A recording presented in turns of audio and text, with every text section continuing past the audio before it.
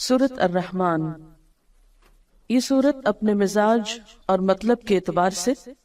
سورتوں کے اس گروپ سے تعلق رکھتی ہے جو مکی زندگی کے اس دور میں نازل ہوئی جب آپ صلی اللہ علیہ وسلم کی تکذیب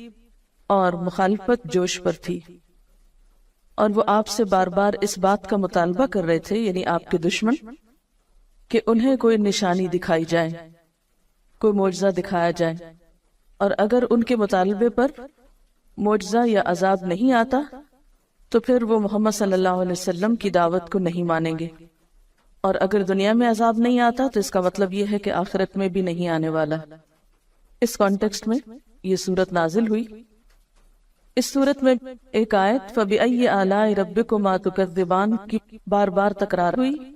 تو یوں لگتا ہے کہ جیسے مخالفین اپنی ضد میں مبتلا تھے، تو اللہ سبحانہ وتعالیٰ کی طرف سے بھی جو کلام آیا اس میں ان کے جواب میں مختلف آیات کو بار بار دہرا کر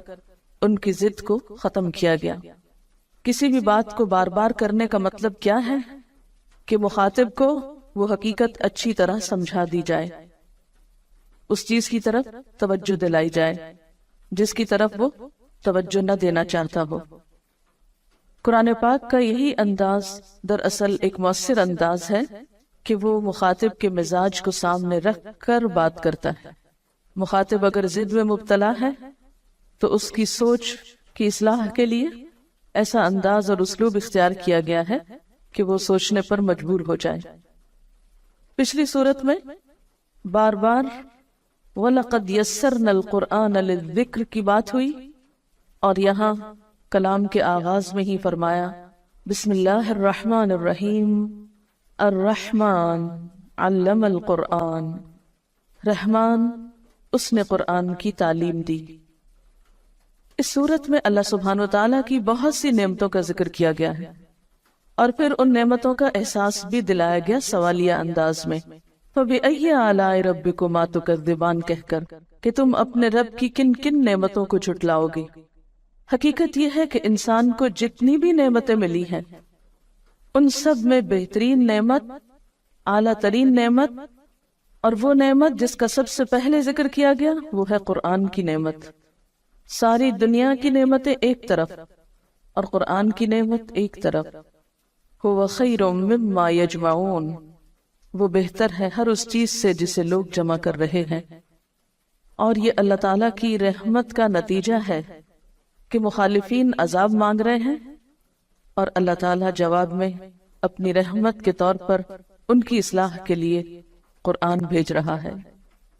الرحمن، بے حد مہربان،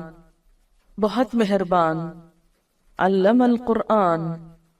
اس نے تعلیم دی ہے قرآن کی، اس نے سکھایا ہے قرآن۔ اہل مکہ کہتے تھے کہ یہ قرآن کسی انسان نے یا کسی جن نے آپ کو القاء کیا ہے، یا آپ نے خود لکھ لیا ہے، یا کوئی اجمی غلام آپ کو اس کی تعلیم دیتا ہے، یا کچھ اور لوگوں کا خیال ہے کہ اہل کتاب کے علماء سے آپ نے شاید کچھ سیکھ لیا۔ فرمایا نہیں، کسی سے بھی کچھ نہیں سیکھا۔ علم القرآن، یہ قرآن رحمان کی تعلیم ہے، رحمان نے سکھایا ہے۔ اللہ تعالیٰ نے اسے نبی صلی اللہ علیہ وسلم کو سکھایا اور بذریعہ جبریل امین سکھایا، جس کا ذکر پیچھے سورۃ النجم میں گزرا، علمہ شدید القوا۔ اور پھر آپ صلی اللہ علیہ وسلم نے صحابہ کرام کو سکھایا، اور اس سے یہ سلسلہ چل نکلا جو آج تک باقی ہے اللہ کے فضل سے۔ تو قرآن کی تعلیم دینا ایک بہت اعلیٰ درجے کا کام ہے جسے رحمان نے اپنی طرف منسوب کیا۔ الرحمن علم القرآن، اللہ تعالیٰ کی صفات میں سے بہترین صفت اس کی صفت رحمت ہے، اور اس میں بھی مبالغے کا صیغہ رحمان ہے، تو یہ اس کی رحمت ہے کہ اس نے اس کی تعلیم دی۔ اسی لیے بندوں میں سے بھی بہترین ان کو قرار دیا گیا جو قرآن سیکھیں یا سکھائیں۔ گویا جو شخص یہ چاہتا ہو کہ اس پر اللہ کی رحمت نچھاور کی جائے، اللہ تعالیٰ کی رحمتوں کو پائے،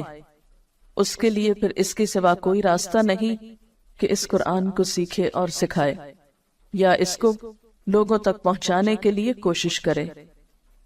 اور یہ حقیقت ہے کہ جو شخص بھی اپنی زندگی، اپنے وقت، اپنے مال، اپنی صلاحیتوں کا کچھ حصہ بھی اس کی تعلیم کو عام کرنے میں استعمال کرے گا، اللہ تعالیٰ اس کی ان تمام چیزوں میں برکت پیدا فرمائے گا اور اپنی خاص رحمت سے نوازے گا۔ اور علامہ کا لفظ باب تفعیل سے ہے، جس کے معنی میں آہستہ آہستہ بتدریج ایک چیز دینا ہوتا ہے، یعنی قرآن پاک یک بارگی نہیں اتار دیا گیا بلکہ تھوڑا تھوڑا کر کے اتارا گیا۔ اور ویسے بھی قاعدے کے مطابق باب تفعیل جو ہے یہ متعدی ہوتا ہے، جس کا معنی یہ ہے کہ اس کے پھر دو مفعول ہوں گے، پہلا وہ علم جس کو سکھایا جائے یعنی پہلا مفعول، اور دوسرا وہ شخص جس کو سکھایا جائے۔ تو یہاں پر علم القرآن میں پہلا مفعول تو قرآن ہے، یعنی قرآن کی تعلیم دی، اور دوسرا کیا ہوگا کہ وہ شخص جس کو دی گئی یعنی رسول اللہ صلی اللہ علیہ وسلم، اور پھر آپ کے ذریعے سب تک یہ ہدایت پہنچائی گئی۔ تو الرحمن علم القرآن، رحمان نے تو ایک خاص طریقے پر قرآن کی تعلیم دی، آہستہ آہستہ سکھایا، لیکن ہم کیا چاہتے ہیں کہ ایک دم بس پورا کر دیا جائے، چاہے سمجھ میں آئے یا نہ آئے، دل میں اترے یا نہ اترے، عمل کا حصہ بنے یا نہ بنے۔ خلق الانسان، اس نے پیدا کیا انسان کو، اس نے انسان کی تخلیق کی، یعنی انسان بندر وغیرہ سے ترقی کر کے، یعنی جانور سے ترقی ارتقا کر کے انسان نہیں بنا، بلکہ انسان جانوروں سے بالکل ایک الگ مخلوق ہے، مستقل مخلوق ہے۔ خلق الانسان، اس نے انسان کی تخلیق کی، یعنی انسان بطور انسان ہی پیدا کیا گیا، پہلے وہ جانور کے طور پہ نہیں پیدا کیا گیا۔ اور یہاں انسان کا لفظ بطور جنس استعمال ہوا ہے، یعنی سب انسان مراد ہے۔ یہاں پر اللہ تعالیٰ کی تخلیق کی صفت کا ذکر کیوں کیا جا رہا ہے؟ اس لیے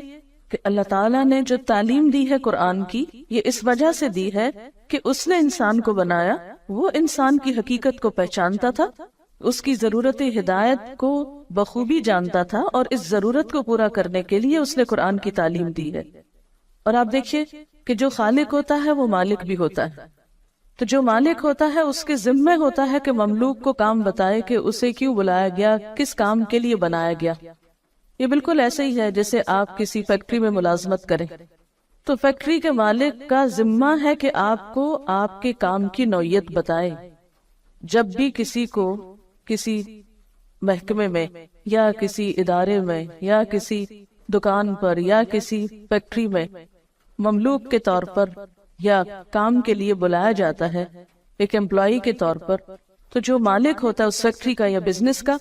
اس کی ذمہ داری صرف یہ نہیں ہوتی کہ لوگوں کو بھرتی کر لے، بلکہ اس کی ذمہ داریوں میں یہ ذمہ داری نہایت اہم ہوتی ہے کہ وہ آنے والوں کو ان کا کام بتائے۔ تو اللہ تعالیٰ نے انسان کو پیدا کیا، وہ انسان کا مالک ہے، انسان اس کے آگے مملوک ہے، لہٰذا یہ اس کی ذمہ داری تھی کہ وہ انسان جیسی مخلوق کو پیدا کر کے عقل دے کر اسے یہ بتائے کہ اسے کس لیے بنایا۔